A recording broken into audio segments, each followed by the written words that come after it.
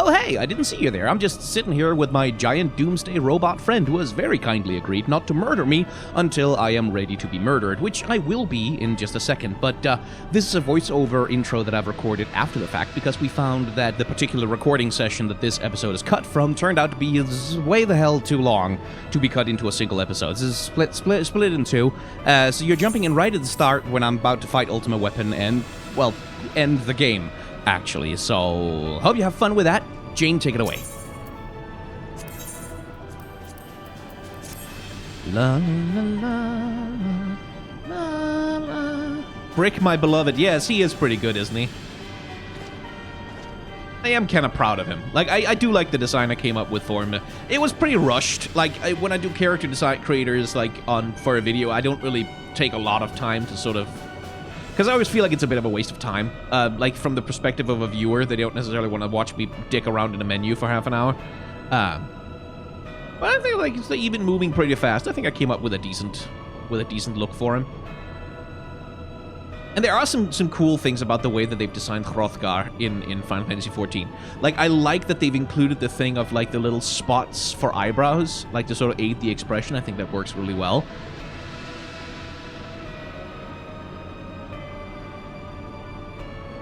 I just wish there were more hairstyle options. Like, hairstyle options for Hrothgar especially are really weak in this game, if I'm honest. Or at least they're going to be better now, apparently, but in terms of what you can do with the hair, like, especially when you have, like, a lion race, right? You'd think there'd be, like, million options for what you could do with, like, a mane. Like, all kinds of designs, like braids and shit, but... I guess probably there's a lot of production limitations in terms of stuff needs to be able to interact with armor and stuff. Like, we've already got clipping through the collar of this armor, right? So probably there's a lot of that stuff going around.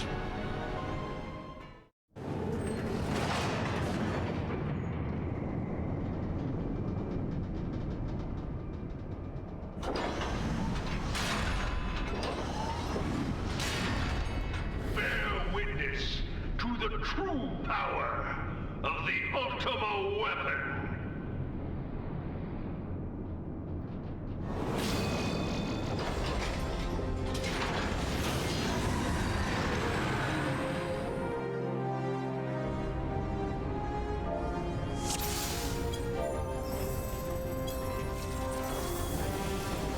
Alright, y'all cast your buffs. And get ready.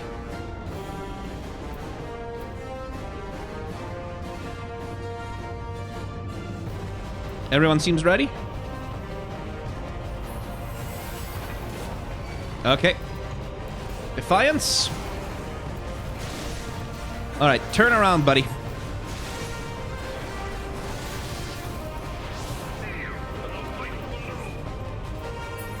Am I supposed to do anything about that?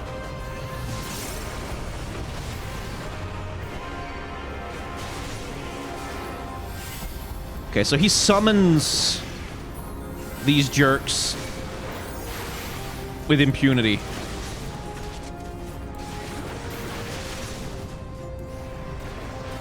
That's a little annoying.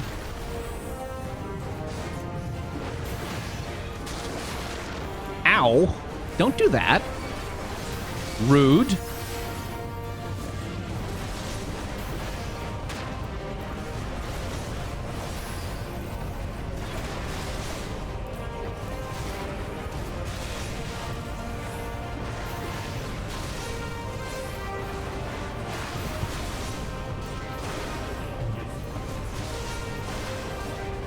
Okay, getting away from that.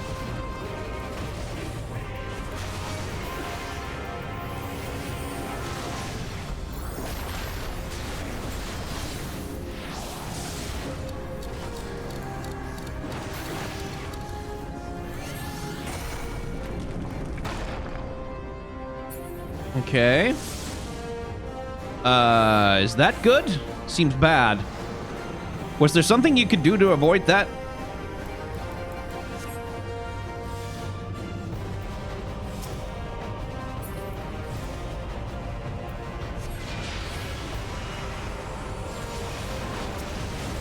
Okay, I guess that was like an event thing.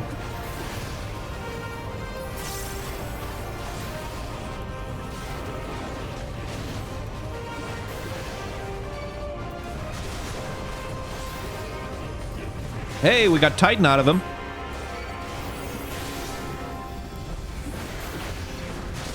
And we got the hear, think, feel line. Here comes Garuda.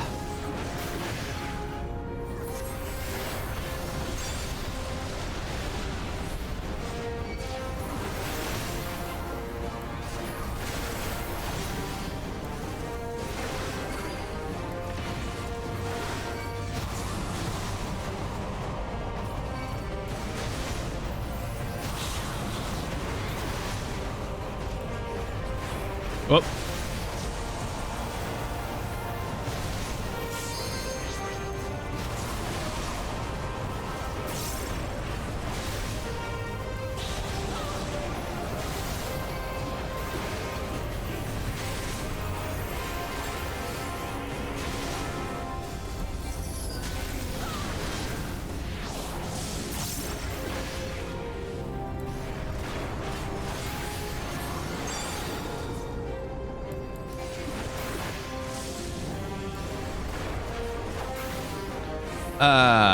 Do we get away from that, or do we just take it?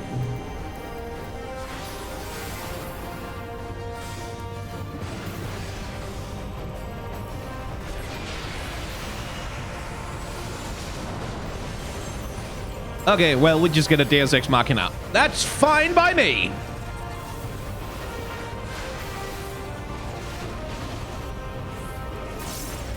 That's Garuda gone. Running out of stolen power there, dickhead.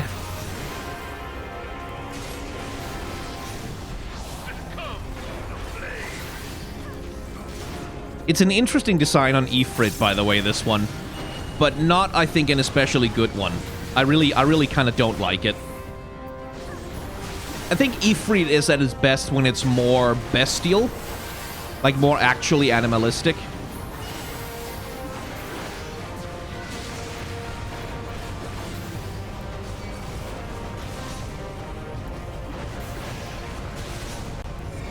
Whereas this one...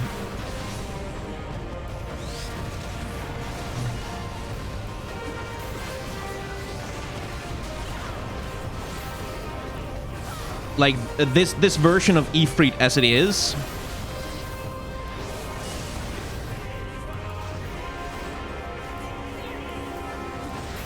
Oh, he's disengaging the power inhibitor, is he? That's always a great move.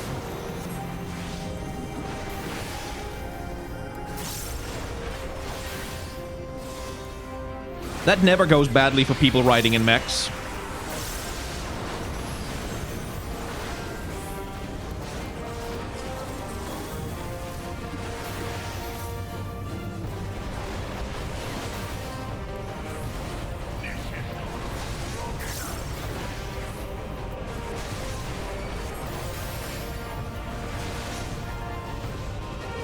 Like, there's no reason to have power inhibitors, after all. Like, it's not like they do anything important.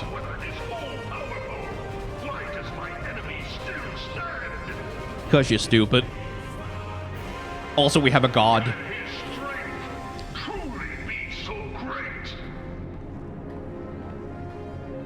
It is the blessing of light that confounds you.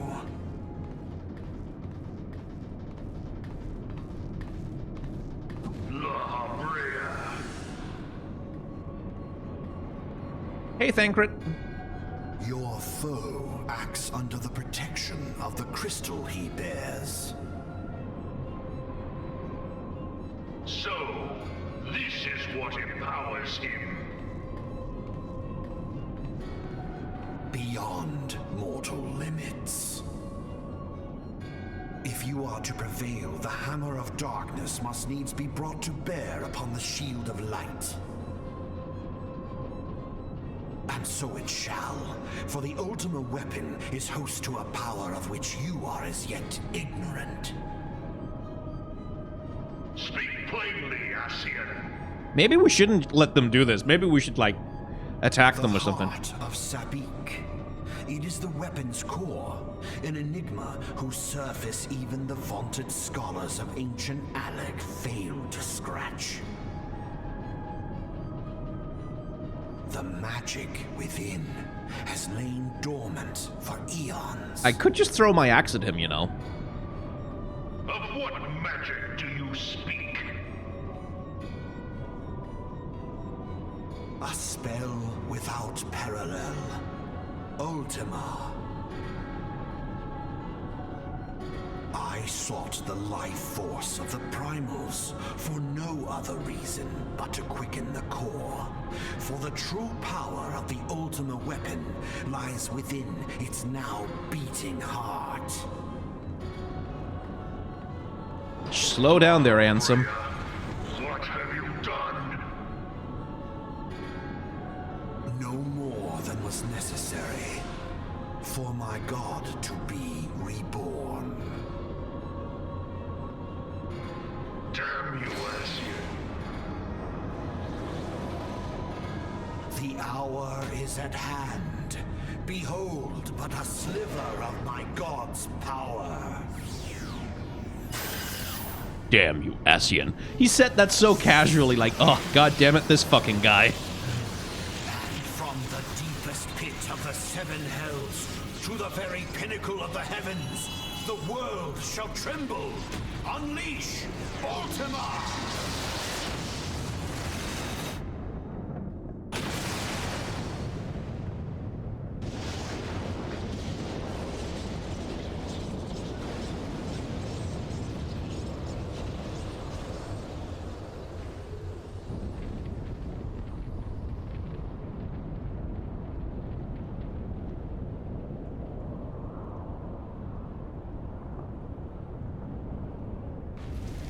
Haha, didn't work.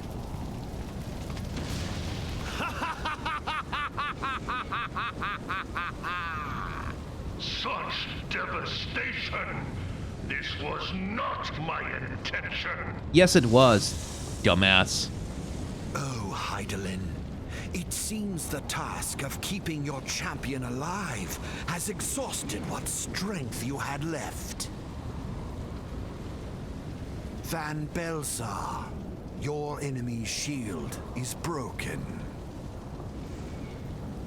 The rest I leave to you. We will speak later, Asian. But first, I must deal with you. The question of who is mightier remains. Come, adventurer. Let us find the answer together. Ooh.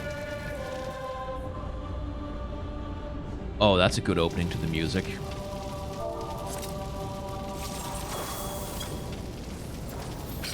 My defiance is on. Good. Oh. The music.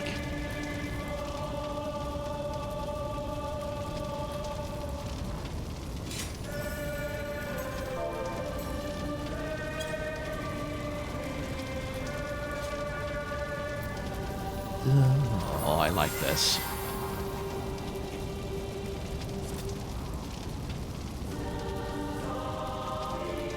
Okay, I take those jumps as a yes.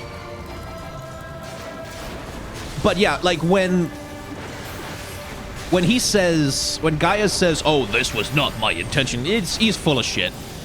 Yes, it was.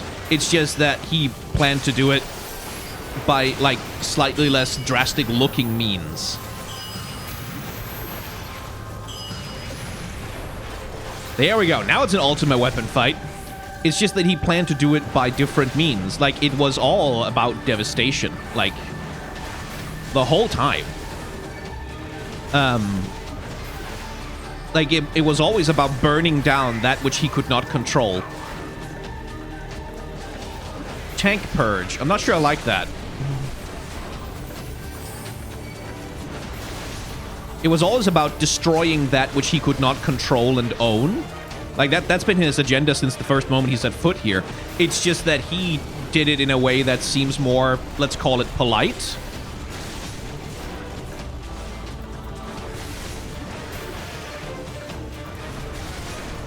I wasn't supposed to run into those things, was I?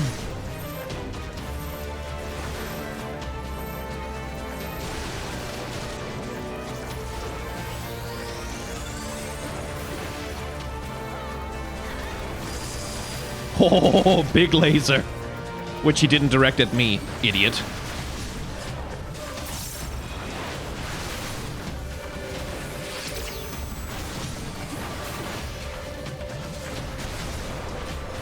Although I probably shouldn't get hit by that. If I can help it. Make my tank, my healer's life easier.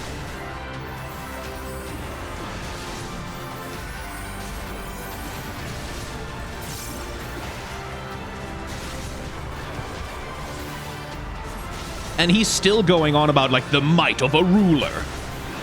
Which is an arbitrary distinction that he draws based entirely on his own, like, utterly arbitrary, like, distinction between being just a powerful warrior and a true ruler. Like, whatever the fuck that's supposed to mean. If anything.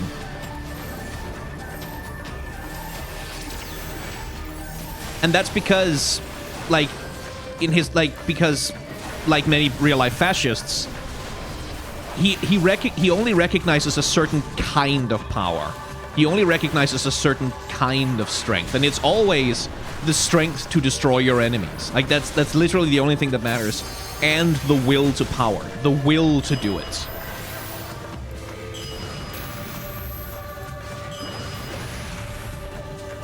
Which is the only thing he, like, respects or considers valuable and worthy of anyone's time.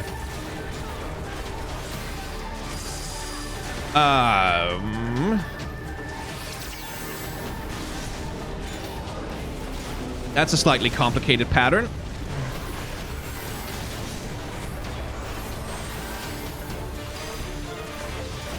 I think I got it right, though. No tank nuke for me, please. I've already eaten.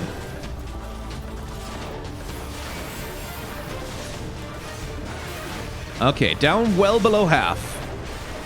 So we probably got this locked down. I say, right before he pulls out some super ultimate move that kills us all.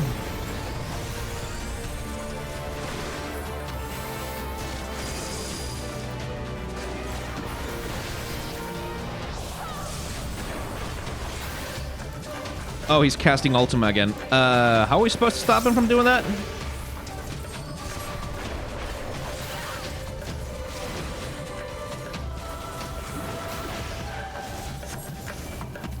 I guess we just kill him before he gets to do it.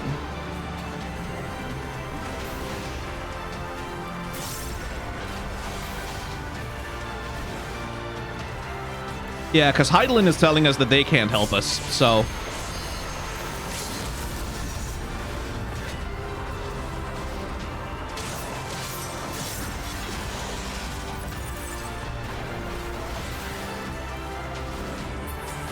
There we go.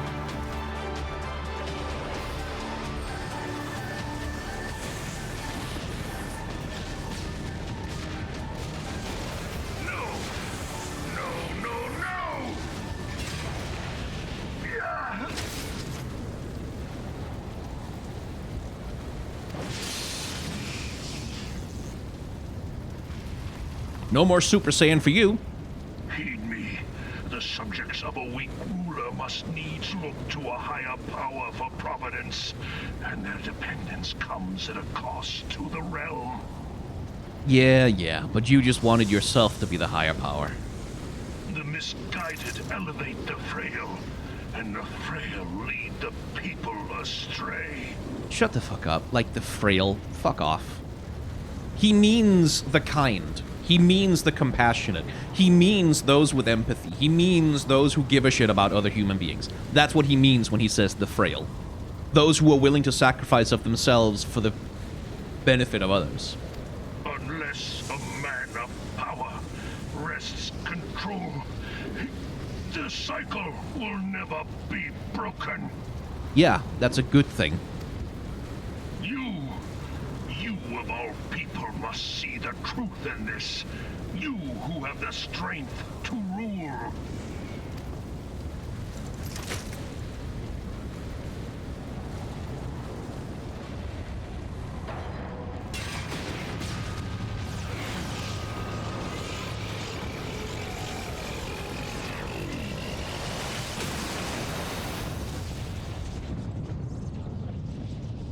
Big robot go boom.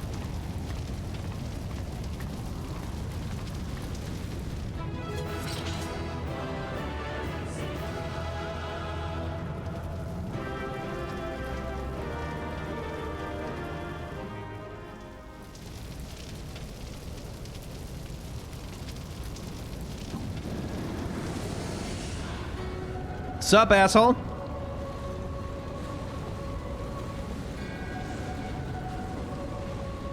Pathetic. You boasted of unrivaled power. You were entrusted with the ultimate weapon, the ultimate magic. And still, you failed. So much for the glory of man.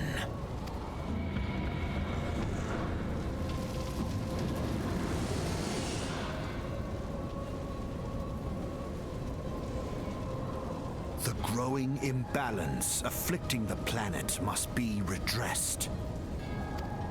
If it is permitted to worsen, the very laws of existence, both etheric and physical, will be warped beyond all recognition. And of course, the only way to fix it is to kill a bunch of innocent people. Yay! Know you the root of this corruption? Hydaelyn. Like a parasite, she must be burned out if the planet is to recover. Wait, is Hydaelyn Genova all of a sudden? And not but the return of the one true now God see, there we go. will ensure her complete excision. So there we go. It's like, Hydaelyn is a parasite because the parasite that I believe in is the good one. Yet, to pave the way for the Master's return, a chaotic confluence of untold proportions must needs be brought about. And that will necessitate the presence of the primals. I love the delivery on every line of this. Needless to say, both you and your scion accomplices cannot be suffered to interfere in this endeavor. Like, it's fully Ansem if he was, like, higher pitched and more whiny. You will not leave this place alive. Anyway, I guess I'm killing him now.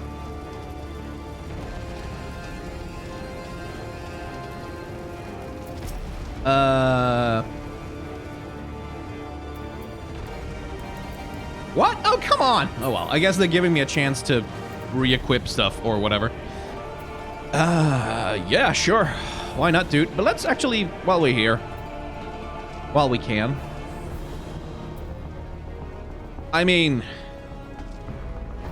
much like Gaius, the poor fool, I do feel like, my dude, like, one look in the mirror, you should kind of go, hey, actually, maybe just like, this is our uniform design. Maybe, possibly, conceivably, maybe we're not the good guys. Like, maybe I'm in an evil cult that makes me wear claw gloves and just nothing but spikes all over the design. It's like literally everything on your clothes is like a deadly sharp angle designed to kill people with.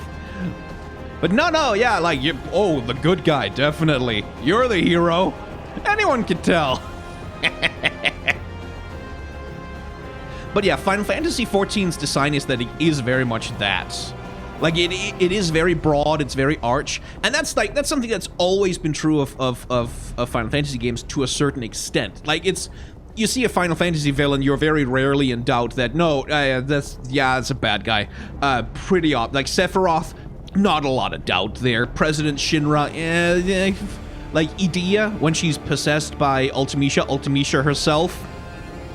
Kuja, Like, it's like, yeah, no, we get it. They're the bad guys. It's not hard to tell. And so in that sense, like, this is very much right up Final Fantasy's alley. But I would say rather than the more recent Final Fantasies, and even like the 5 or 6, these kinds of character designs, like this kind of completely arch fantasy obviousness, like actual Sauron levels of I am obviously the bad guy villain, that calls back much more to Final Fantasy 1, 2, and 3. Like, that calls back to the NES era, to like the really old days when Final Fantasy was at its most high fantasy that it ever would be again. Like, maybe Final Fantasy 4 as well. Like, I'm thinking of and 5 really also, Ceramus and Exdeath. Like, it's very much this sort of Ceramus and Exdeath and Golbez style of character design, this. And it works. Like, there's a reason why those designs are iconic, and it really does work. Like, this guy, very convincingly a villain, but it calls, like, it sort of points to the nature of Final Fantasy games often as a franchise, is that they are melodramas. Like, that these are not, like, people will sort of, like, and including me, I am people, will often wax poetic about, like, the deeper themes and the interesting ideas that are present in Final Fantasy games and so on, but at their core, at their heart, Final Fantasy games are deeply melodramatic. Like, they are arch, they are simple, they present big emotions and big ideas in very obvious terms. Like Final Fantasy VII, when it examines the climate disaster, like where it's not subtle about the Shinra Company being the bad guys and why the Shinra Company is the bad guys. Like, it's not like, oh, they're just like misguided people who think that maybe we can turn a profit and the planet is like, no, these people like drop half a city on top of a bunch of innocent civilians just for the fucking fun of it. Like, these are cartoon villains. And that's always like the aesthetic of Final Fantasy designs. And of Final Fantasy as a story, is that they're always really broad and arch, and they're never really that subtle. And I like that. Like, that's a good thing. It's a good thing. It fits it. Like, when you have these fucking characters, like, that run around in armor that looks like this, like, what the fuck is this arm brace supposed to be on me right now? What are these belts? What do they do? Why is there, like, a belt just across his skirt down here for no god? What's it holding up? Like, what's that thing holding together? Doesn't matter. It looks cool. Like, so much of its aesthetic is rule of cool, and so much of its story design is the same way. It's just like, no, this is cool. This is stuff that's awesome. Which is one of the great strengths of Final Fantasy as a franchise, really. Anyway, let's kill him. Or kick his ass. Like, I assume we get to purge Thancred so that he becomes a good guy again or something.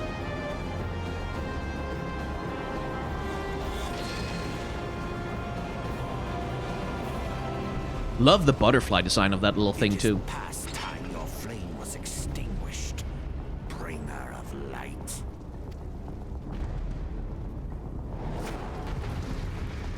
There's gotta be a Kingdom Hearts crossover event in Final Fantasy XIV sometime, right? Like, there's gotta be one where you can have, like, a Keyblade as a sword. There's gotta be one at some point. There will be one, surely.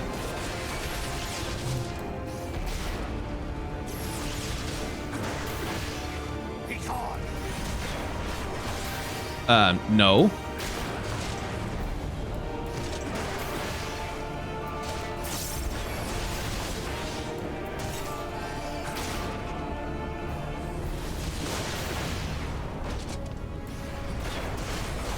This feels a little bit like this was supposed to have more people. Was this a thing that used to be like a multi-person raid thing, and then they turned it into a single one-on-one fight? One-on-one fight makes more sense for the story that they're telling, though. I'll give it that. It was a multi-person fight. Yeah, that makes sense. Power of darkness ravages your body. Well, that seems bad. Do I have to kill those, or do I just have to run away from them? Just run away from them. Okay.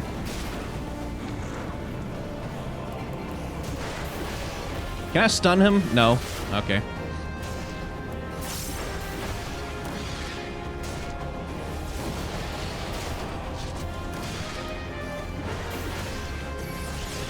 Piss off.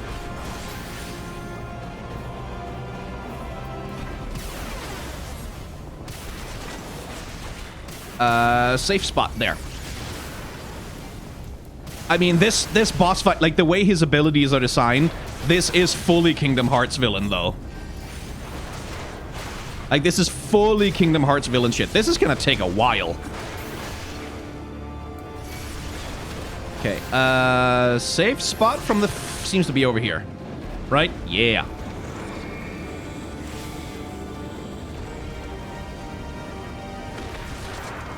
Oh, I need to not get knocked into the fire. That makes sense. That makes sense. Excuse me.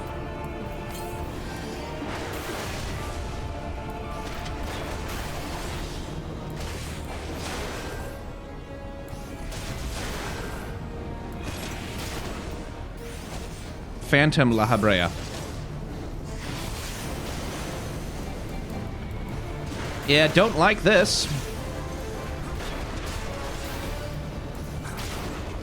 And I don't have that many of these goddamn high potions left either.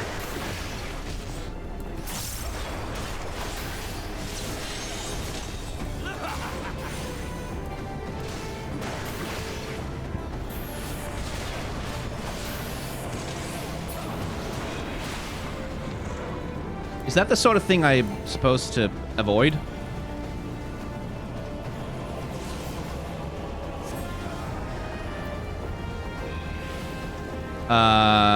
Break those things. Okay.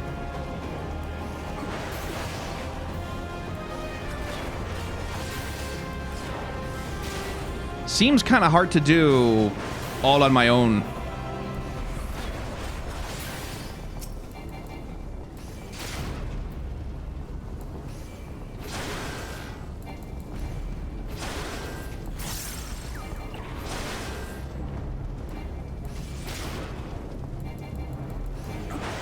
Yeah, no, don't rate my chances so great at stopping him before he does that.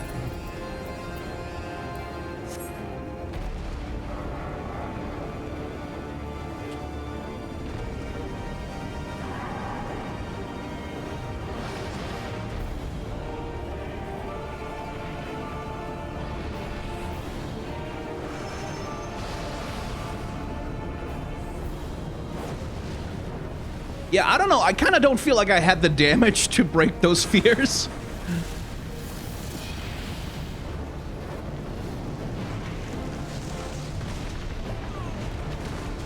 Yeah.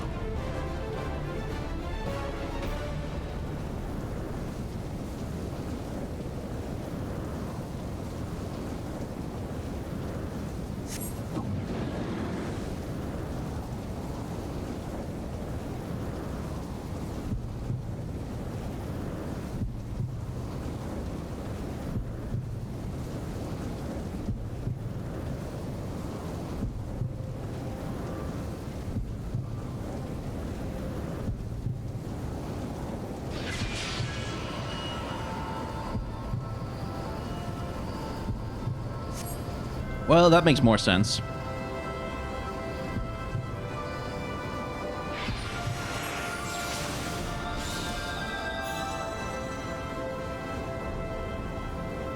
Holy shit! Ultra Instinct!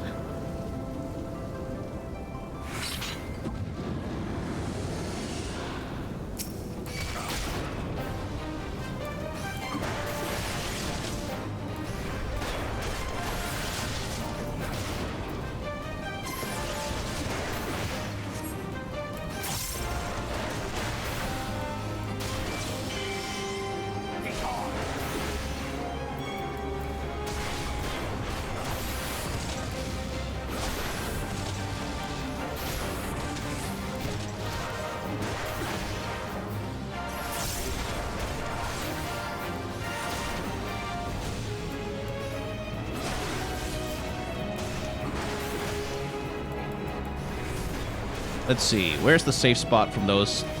Huh. In the middle? Yeah. And then he's gonna do the... Okay. Over here. There we go.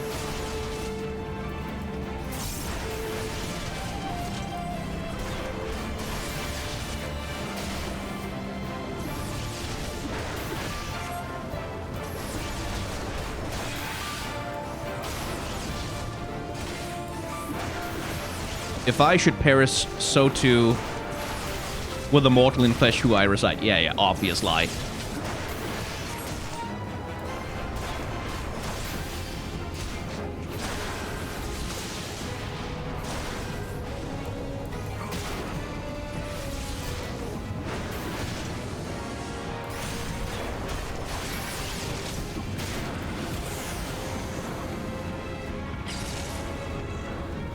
Yeah, I sort of had to step in that for a sec. There you are. Stand still, damn you!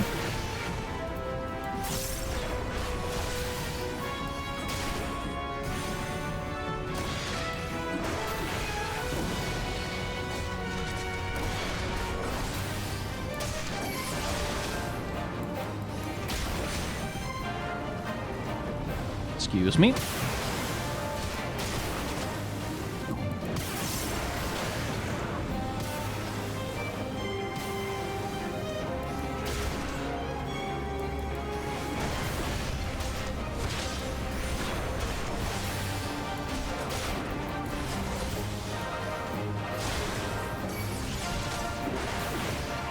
The safe spot is here.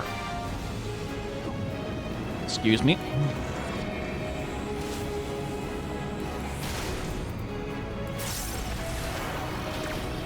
Yeah, can't interject. Fair enough. Not really what I was trying to do. I was trying to get to my thing that prevents me from being knocked back. That's the arm's length one. But I forgot where it was. Just smack him. And smack him. Nope.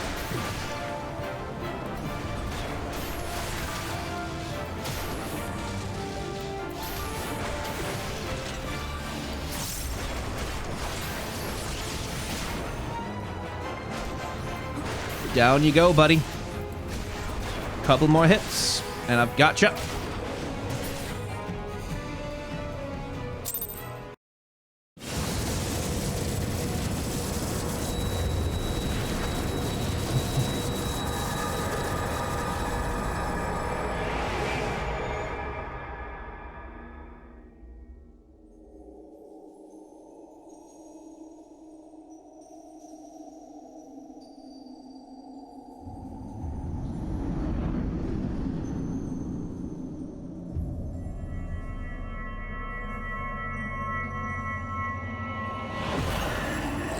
If thou wouldst pierce the shadows, make thee a blade of light.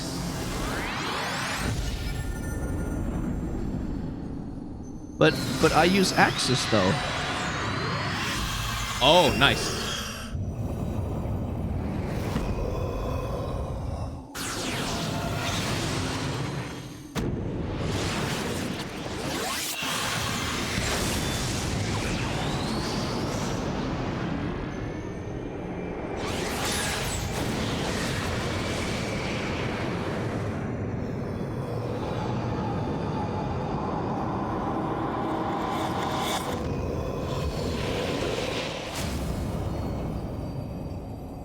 What?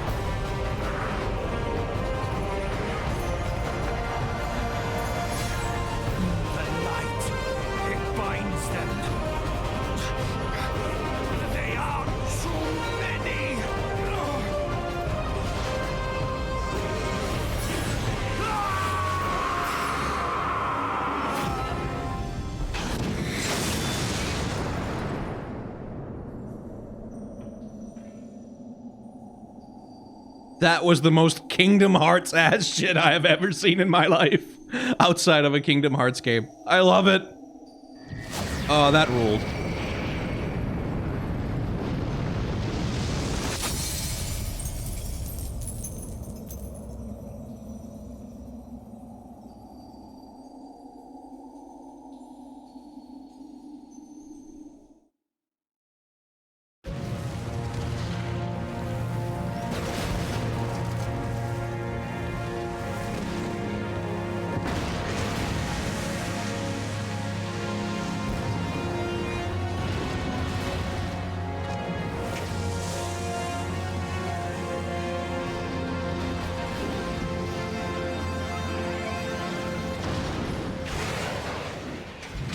my girl!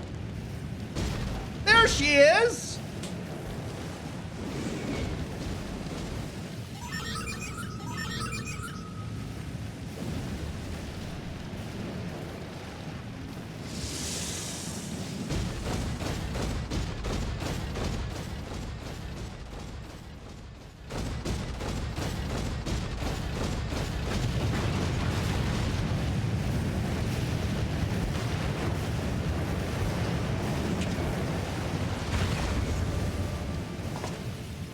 And so my conquest ends, Cid.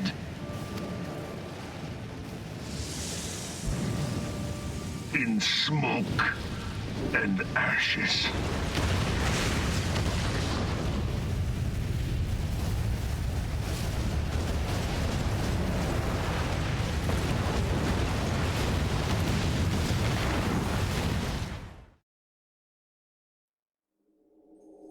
Hear, feel, think.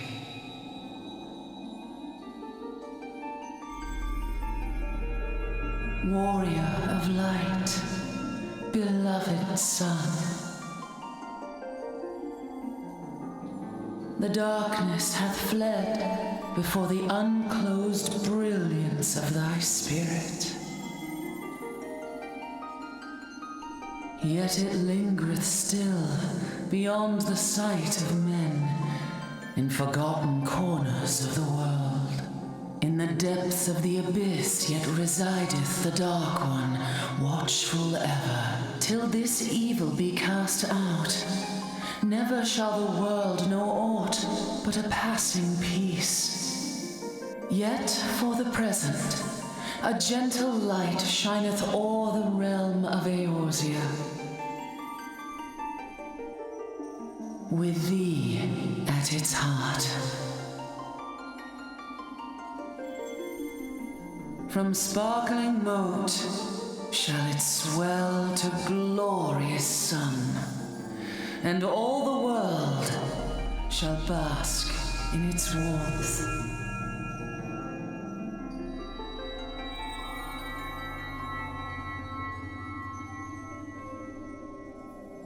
Blessings and joy be upon thee. Go forth, my child, and be as a beacon of hope for Eorzea and the lands beyond through all the days of thy life.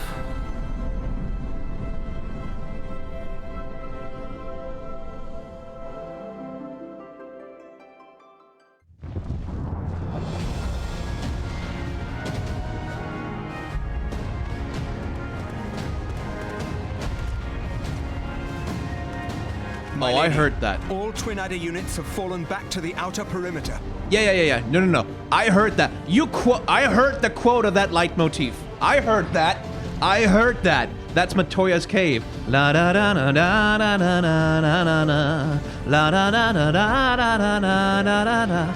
But transposed into, I think, a minor key or something. Someone who knows music will know that. I heard it. The Flames have completed their withdrawal, General. Admiral, all hands accounted for.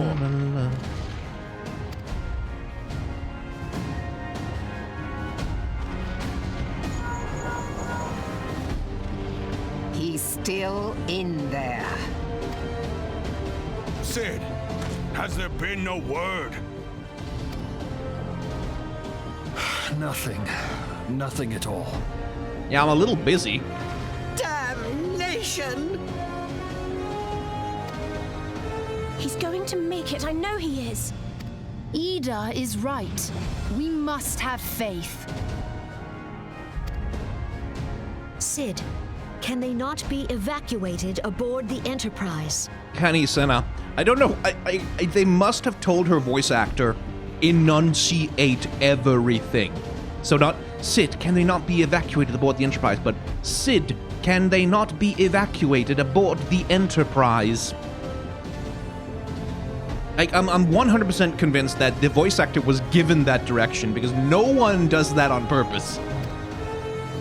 That adventurer and the Scions are as the Warriors of Light reborn. And I think, like, it's the kind of thing that, like, maybe in the original Japanese script, in the original Japanese creation of the character, one of her traits was that she speaks a very proper, formal, very highly articulated form of Japanese, and that has some sort of, like, particular connotation with, like, a character archetype in Japanese, and then they just try to translate that directly into English, and it doesn't work because that's not what, like, posh spiritual leader sounds like in our sort of cultural concept. Like, that's the kind of shit that happens all the time in localization that makes translating games so hard, because, like, it's the same thing in, like, Final Fantasy X. Like, there's a lot of moments in Final Fantasy X where the voice actors have talked about, like, yeah, that moment was a little weird, it was a little awkward, like, something about the delivery was a bit strange, but they had to match deliveries that had already been done by Japanese actors and just do their best with it. You know, that's how it works. We cannot abandon them to their fate. Not again. I wholeheartedly agree, but flying into the midst of that would only add to the fireworks. There must be something we can do. Please, Mother Hydaelyn. Please light his way through the darkness. Look into the light, my child. If thou wouldst see thy companions return safe to thee, reach out to them now.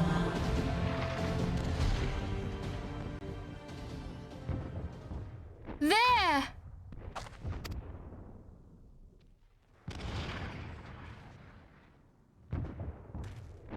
Oh! Y'all might want to stand back or something.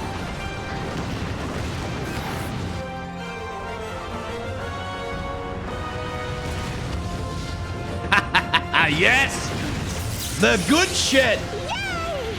Our warrior of light. Yes! The hero returns! Look! Thancred is with him! Thank the 12! Thank Hydaelyn. Welcome home.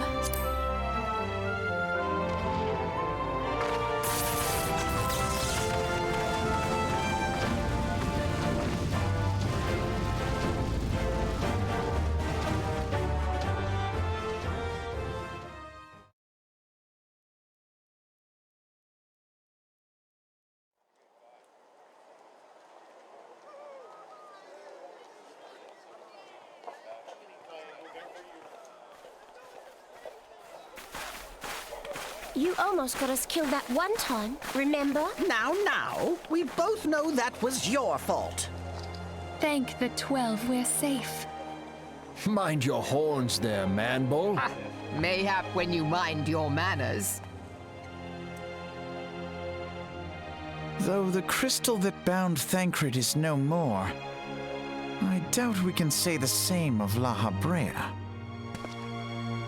And even if we could, we know that he is not alone. Confounded Ascians. Their god may be unknown to us, but their zeal is unquestionable. Much like I predicted. Suffice it to say, it would be folly to assume that they no longer pose a threat. The game ends on a, aha, you struck a great blow for the light. Nevertheless, But still, ooh, threats lurk in the shadows. Buy the expansion!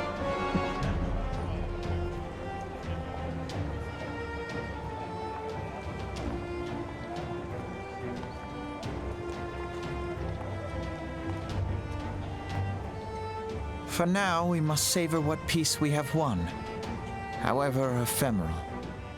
Do you see, Grandfather?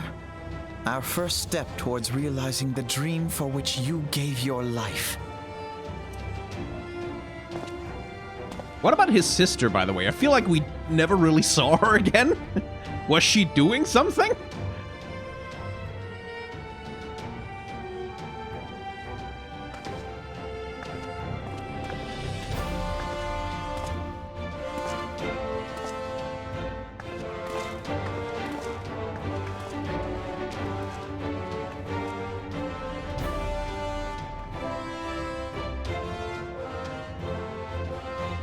Friends, Yes, the dread night of Imperial tyranny and Ascian machination is ended.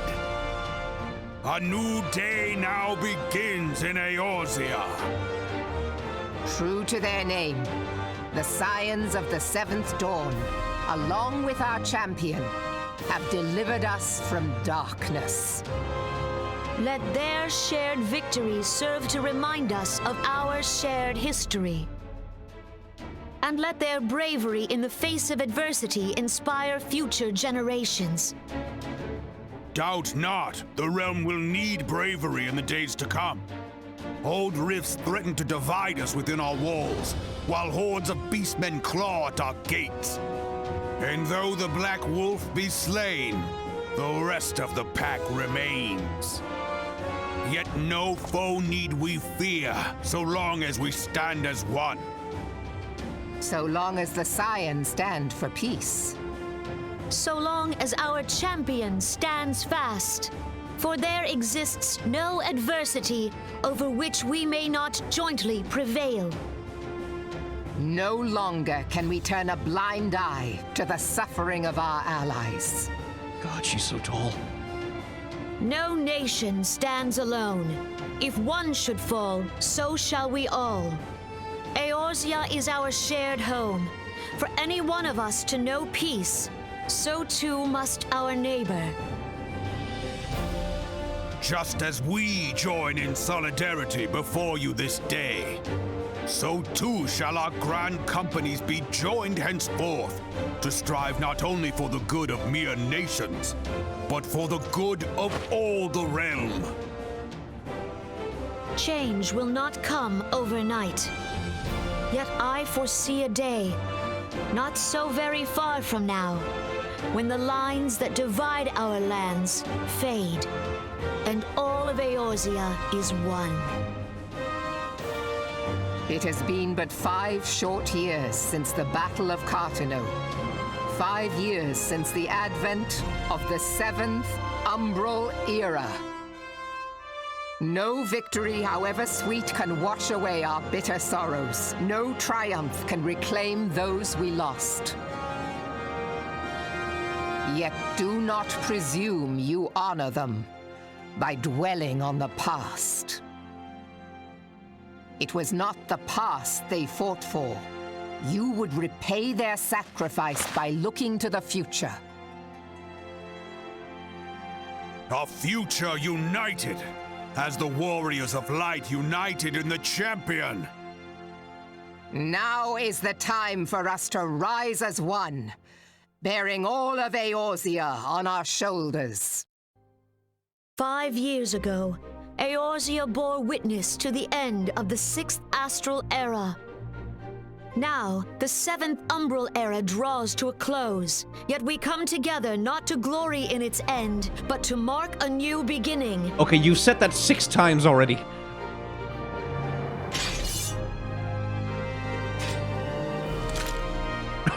Gun! Let it be writ that on this day, by the light of the crystal, Eorzea ushered in a new era. The 7th Astral Era is come, and thus is ours a realm reborn. Title drop.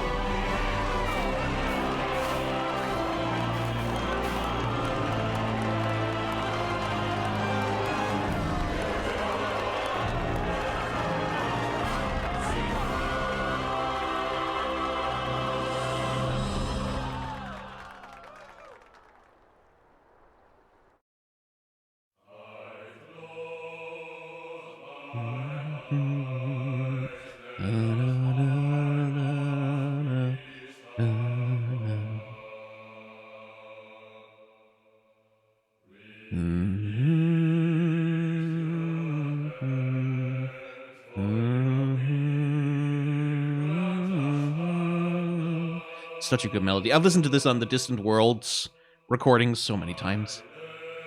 So, Realm Reborn, huh? It was good. It was fine. Like, it was perfectly decent. A perfectly decent way to spend a bunch of time. A perfectly decent thing to invest yourself in. great? Not so much. Like, it's very basic, like, and it feels like the sort of thing that you would do when you're, like, remaking a game from scratch. It's like, okay, shit, just pull out all the old standbys. Pull out all the old things that we've got, you know, and just make a standard good story. Oh my god. Children in a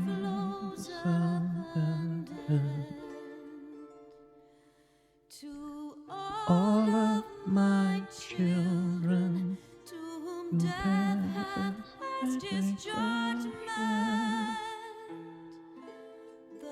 The soul yearns for honor, and the flesh the hereafter. Look to those who walked before, to lead those who walk after. It's such a good melody.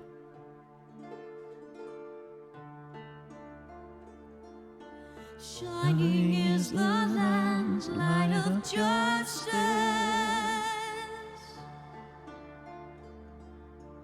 Ever flows the land's well of purpose. God, it's so good. It's just the melody lines. Uematsu, you bastard. Walk free,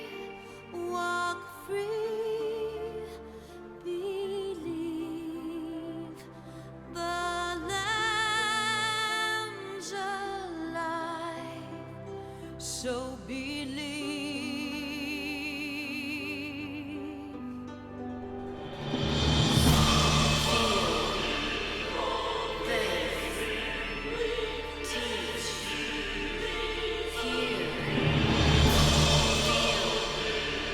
I'm so gonna get copyright claimed for this.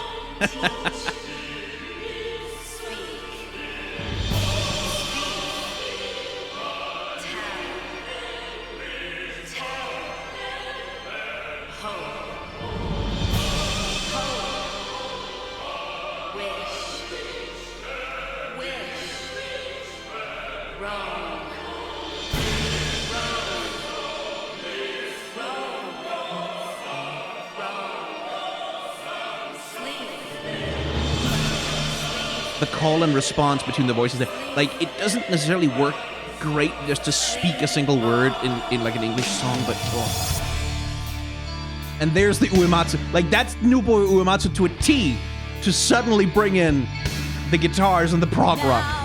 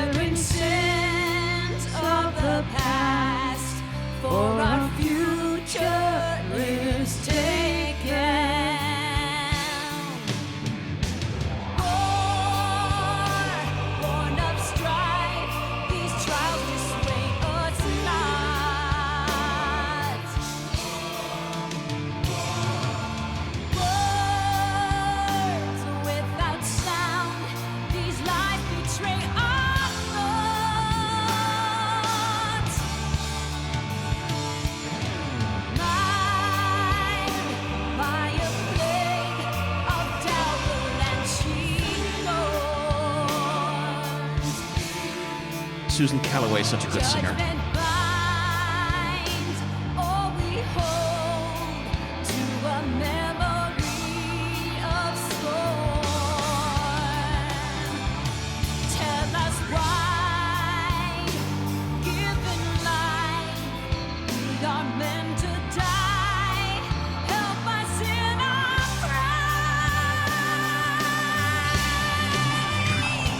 I know.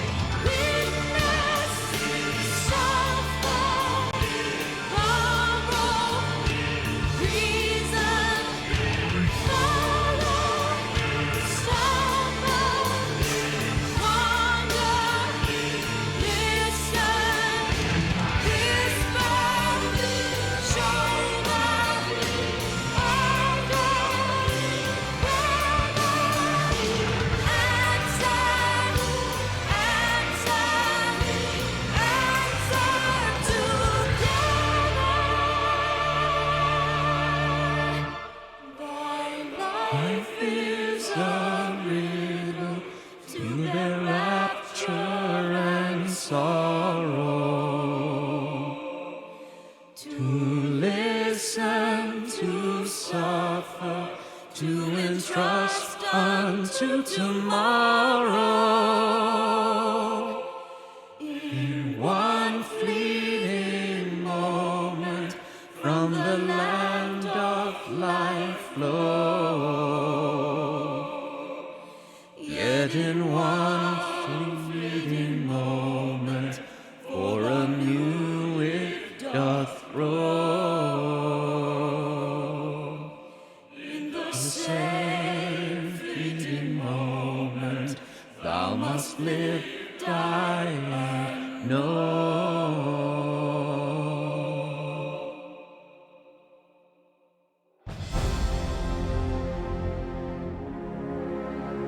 It is Uematsu at his most new boy Uematsu. Like, ugh. Like, he's so cheesy. He's so corny. But it's sincere. Like, and the whole of the lyrics of Answers is like there's very much the philosophy of the game in there. And I guess it's this sort of lament for a long and weary life that nonetheless keeps going on. And like it's asking the question of the problem of evil and like questioning the meaning of life. Like, what's the point of all of this if there's so much hurt? Well, it's because there's so much other than that. You know, that like we're burdened by the sins of the past, we're burdened by the things that have gone before, but there is always something more. Life is a riddle to bear, rapture and sorrow, to listen, to suffer, to entrust unto tomorrow. In one fleeting moment from the lamp doth light flow, yet in one fleeting moment for anew it doth grow. In that same fleeting moment thou must live, die, and know. Like, that... It's corny. It's romantic. And it kind of rules. It genuinely does. It genuinely kind of... It's just like... Only Uematsu can pull this shit off. Because it's so lame. Like, theoretically, it's so lame. Right? It's... like, it's so cheesy and corny. But because Uematsu has that sense of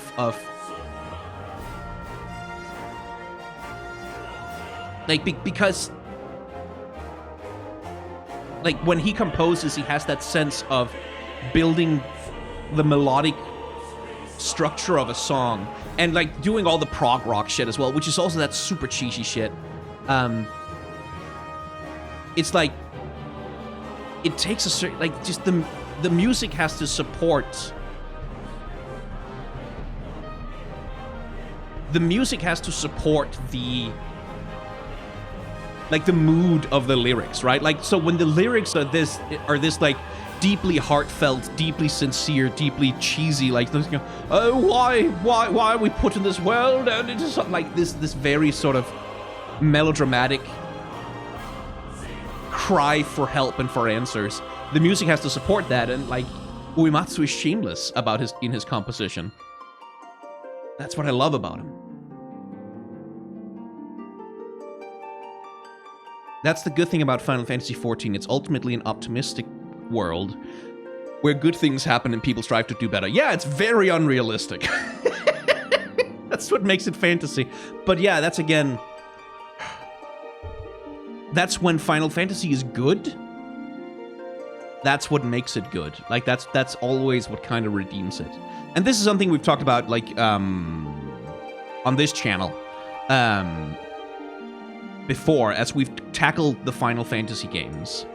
I have talked extensively about how, for example, Final Fantasy VII, like, it's very much about, like, environmentalism, and it's kind of about death in a lot of ways. It's about the fact that we will inevitably kill ourselves. Like, we will inevitably poison the planet, we will inevitably run out of resources, and all human beings will inevitably die, which is all very depressing, but it takes a very sort of existentially positive spin on it, which is like, yeah, but things will go on after you. Like, even if you fail, even if you fall, even if you don't make it, if you die, if you pass on, there will be something after you.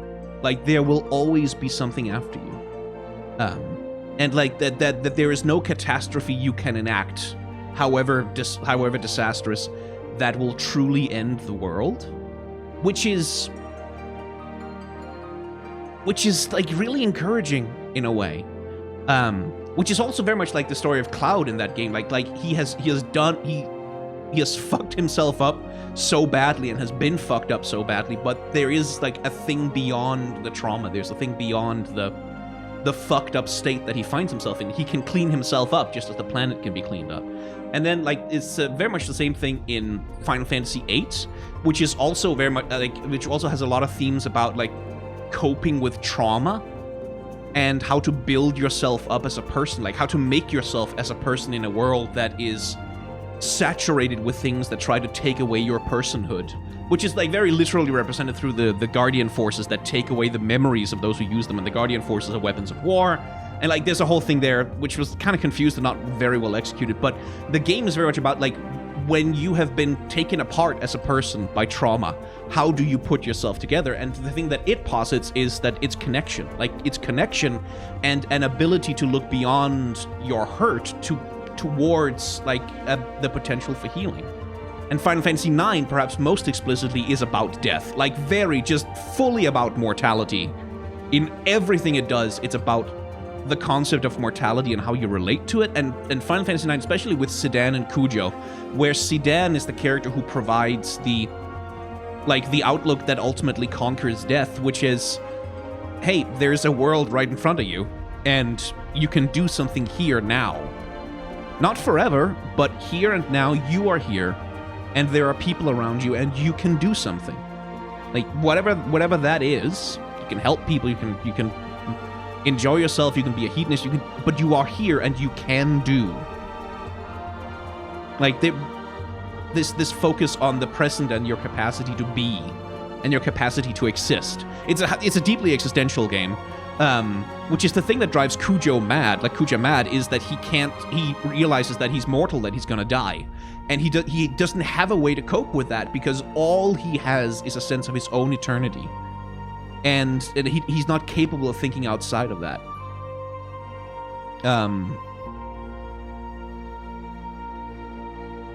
He's not capable of thinking outside of it, which is, yeah.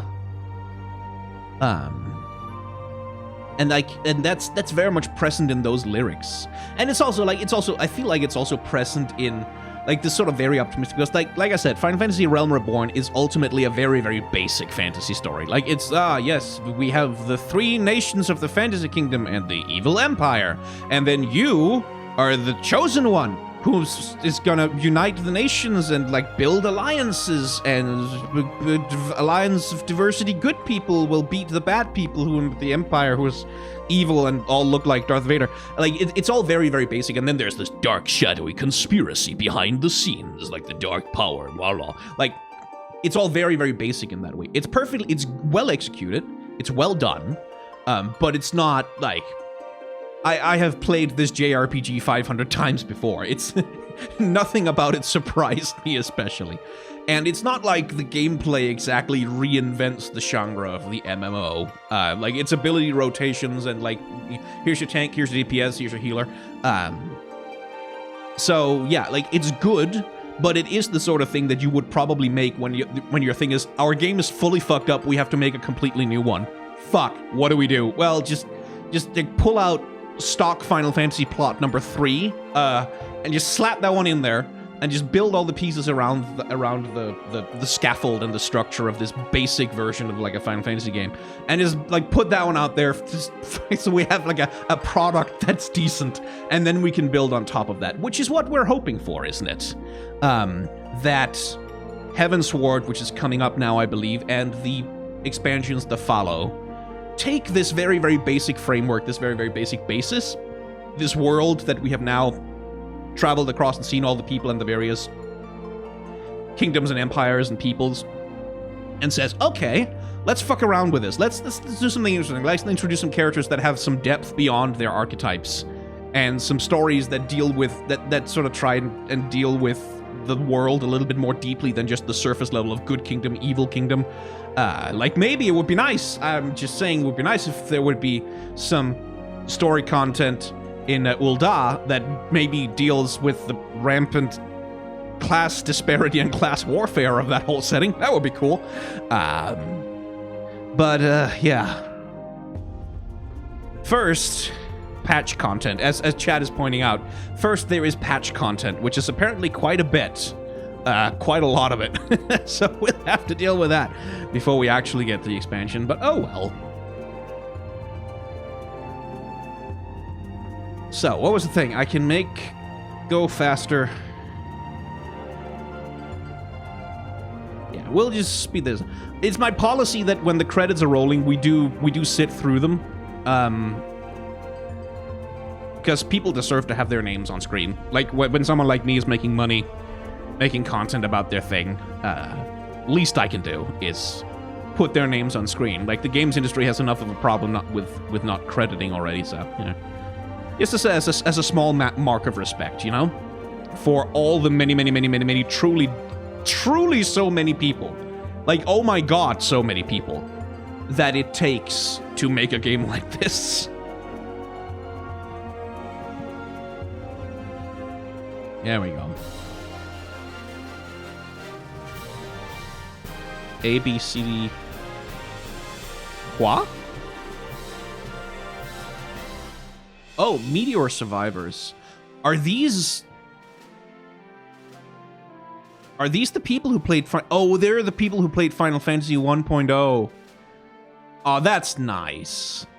Aw. That's nice. That's nice of them. I like that. That's good. Good of them. Their credits are maybe less important to me than the developers. But that is cool. Like, that is genuinely very cool. That they did that. That's not like that's a good way to recognize the people who played the first version of the game.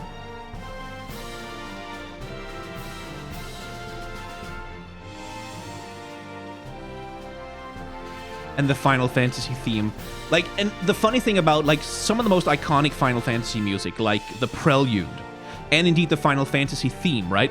Like, the Prelude especially, Nobuo Uematsu composed that originally, just because they had, like, oh, we have this splash screen that opens the game, and we need, like, a thing, so he just, like, did these arpeggiated chords up and down, like a scale. And that was kind of it. And then it has grown and grown and grown with every installment into like the signature music of the entire series.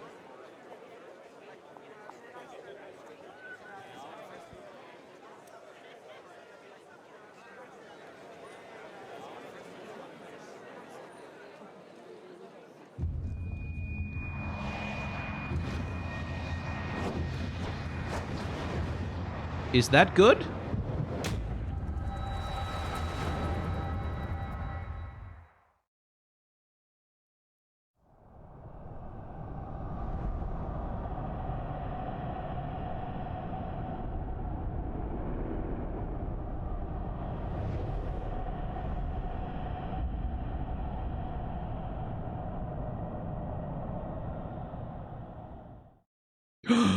Dark version of Hydaelyn Crystal. Oh no, a duality.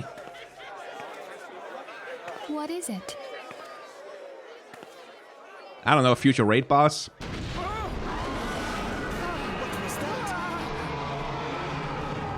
That roar. It can't be. Did you hear that? There's no time to spare. Where is it coming from?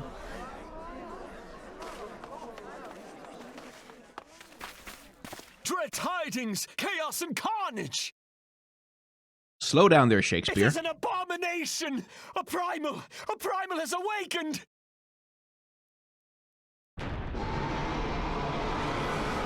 Is that gonna be Bahamut? That would rule.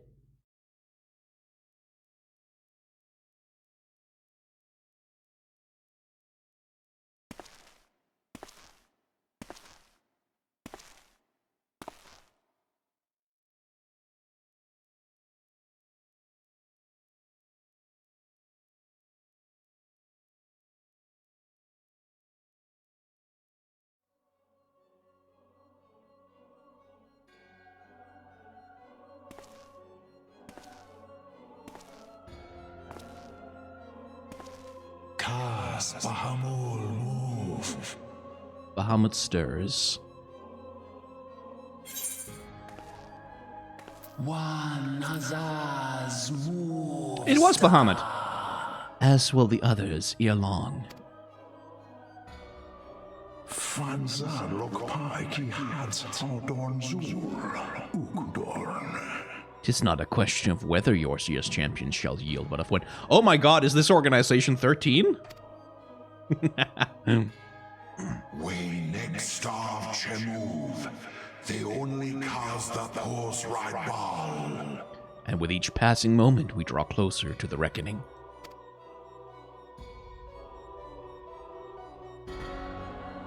No, but this is fully fully Kingdom Hearts shit. Oh, more than 13 it looks like. But like, these are the raincoats. These are like the cryptic monologues that they do in cutscenes. To the one true God. Like, yeah, it's fully Kingdom Hearts shit. Oh, Zodiark! Is that you? It was Zodiark all along! Well, that makes sense. Okay, well, yeah, that's fully Evilly shit. Like, that's just Evilly's shit. And thus did dawn break on a realm reborn.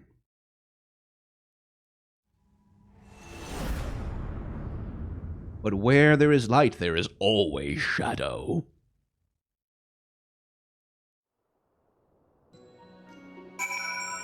Ta-da! Aw. Watching you live a life of free adventure helped me realize that I can't keep putting off my dreams forever. I've been talking with Wedge about opening a workshop independent of Garland Ironworks. Maybe in Wilbrand? I don't know. Working with the chief is great and all, but someday I want to build my own enterprise, you know? You're an inspiration to us all, Brick. An honest-to-God's hero that never gives up, never gives in. Neither will I. I'll win Tataru's heart, see if I don't talk to her! Use your words! Well, I think we could all do with a good rest, don't you? No, I could. Still haven't had time to think about everything that happened. About Nero and Gaius. Wait, is that the old priest dude from the church, huh? Well, the vigil at the church until word came of your success. I cannot express to you how relieved I am by your safe return, Brick. Don't remember you guys. Who are you? Well, I remember Brennan, at least. I know I told you to become a storied personage. I could brag about having it, but I never thought you'd go so far to oblige me. I remember I gave him a pirate accent. So, a new era has begun. On such a momentous occasion, I find it good for the soul to tie up loose ends. What would I suggest you do? Why, the same thing you always do after accomplishing a task. Report to Minfilia. It ends where it begins, my friend. We all decided to give you a special surprise welcome, just like the one in the heroic epics. Your story took many twists and turns, but you managed to get to the happy ending. Let's hope for more happy endings to come. Hey, evil edgy anime boy, how you doing? I realize I've been the cause of tremendous consternation, and for that I deeply apologize. But you haven't the time to waste chatting with me. Minfilia is expecting you. Welcome back, Warrior of Light. We, all of us, prayed for your safe return. The 7th astral era has dawned, setting in motion a myriad of new beginnings. I suspect our paths will diverge for a time. Have you said farewells to the Scions? The land my master sheltered from oblivion hath been delivered unto a new beginning by the hand of the Warrior of Light. Thus doth history mark the passing of an era.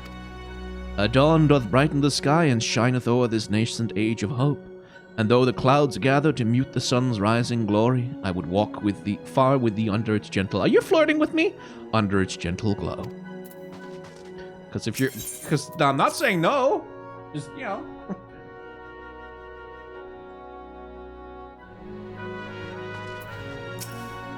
Where men go as one, there is life. And where there's life, there's cause to hope. The light of hope shines brilliantly within you, Brick. I only wish my grandfather were here to see it. There aren't any other NPCs in here, right? No. Sup?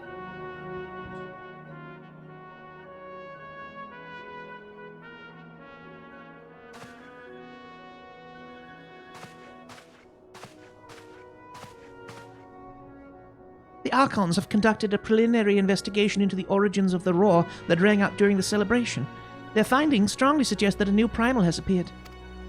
The roar generated a distinctive wave pattern in the ether, a pattern observed only once before in history. 5 years ago, to be precise. I should like to think it mere coincidence, yet we cannot discount the possibility. Well, I trust I need to say no more. At great sacrifice, we have delivered Eorzea from the threat posed by the Empire and the Primals, and thereby secured peace. We cannot well allow the realm to be plunged into chaos once more. You have given your all for our cause, risking life and limb I know not on how many occasions. Yet our struggle continues, and we need you now no less than before. Yeah, because, savor the brief peace, but always there's more. Please continue to stand with us, and together we shall safeguard the future of the realm, of this very star.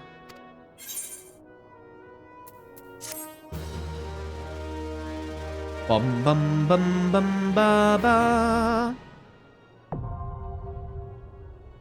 Flying unlocked. You can now fly while mounted in La Noscia, Thanalan, the Blackstar, Kurthus Highland, and Mordona. To take flight, simply jump while mounted. Mount speed increased. Hooray! Advancing, ascending, descending. Seems simple enough. I'll end the video in just a sec, but I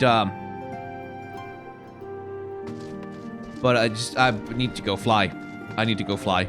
I need to go fly. I need to fly. I need to fly. I need to fly.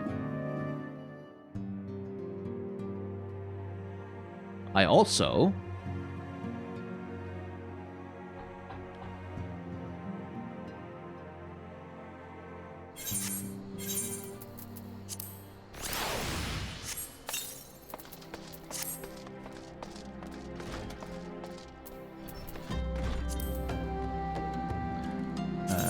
Mount Maggie.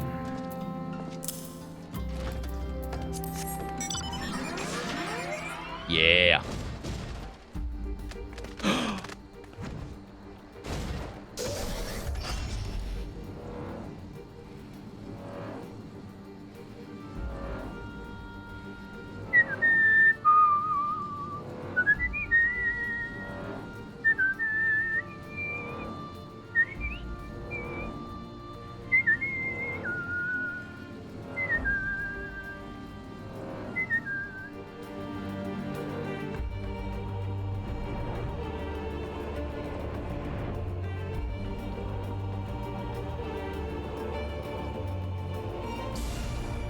Yes.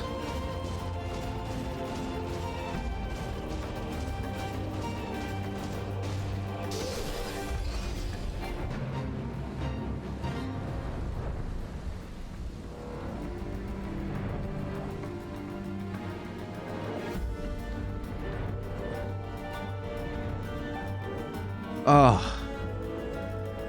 Right in the heart, man. Right in the heart. Right in the heart. Anyway.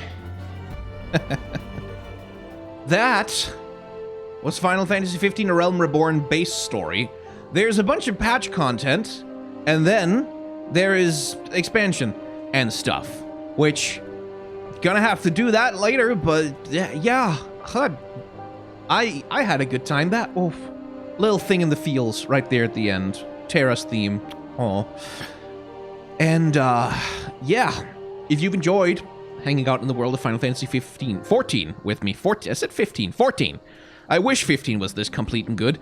In Final Fantasy 14 with me, you can hit the like, comment, and or subscribe buttons down below. That'll let you know when more Final Fantasy 14 content is coming to the channel. You can become a member of the channel, which will give you early access to these episodes as they are uploaded, rather than waiting for them to go live for everybody else. You can like and comment and do those things. I have a Patreon, a merchandise store, and a tip jar. You can use all of those. They help me pay my editor Jane, who makes these videos. Trust me, they will be a lot longer without Jane's positive interference. But yeah, outside of that, thanks for watching. Wear a mask, wash your hands, take your vaccines, and try to act with solidarity towards those who are worse off than yourself.